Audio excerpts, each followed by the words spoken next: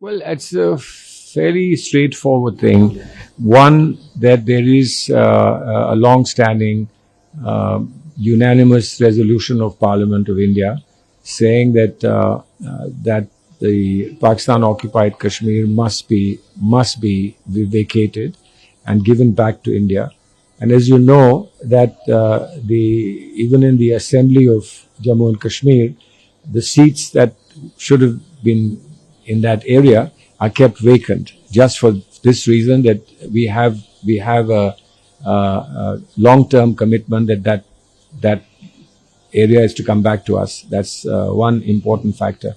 The second is that the government has reiterated this because often questions are asked about will you talk, will you not talk, etc. We have expressed our distress that repeated attempts to talk and negotiate have been betrayed by Pakistan by a subsequent attack, and several attacks have happened over the years.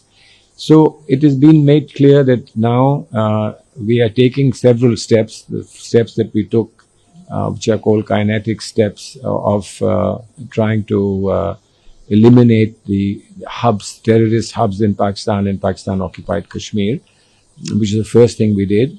And then when there was a retaliation, without escalating any further, we responded to that retaliation by neutralizing the basis from which retaliation was coming. But we've also said, the government has said clearly, that talks can happen only when the commitment of Pakistan to peace is clear, that their support for terrorism is cogently shown to have stopped, and only then can there be a conversation with Pakistan. And that includes the treaty, water treaty, Indus Waters Treaty being put in abeyance, that even on that issue, the further talks can only happen once terrorism is given a complete stop and completely given up by Pakistan. So what has been the response in Indonesia? Are they supporting us? How are they responding? I believe that Indonesia was far more supportive than we were even expecting, and we expressed our gratitude for that.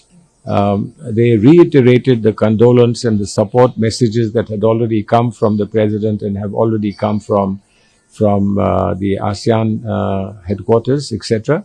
And they took a lot of interest, reiterated the support that they've given.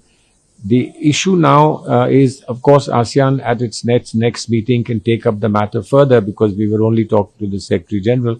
But as far as the government and the representatives of Indonesia are concerned, they were very, very supportive, including the political parties, some of whom we will continue to meet today. They were extremely supportive of India's position. And the narrative, the so-called narrative that was pushed by the Chief of Army Staff in Pakistan, now a Field Marshal, that narrative was completely negated and rejected in our conversations.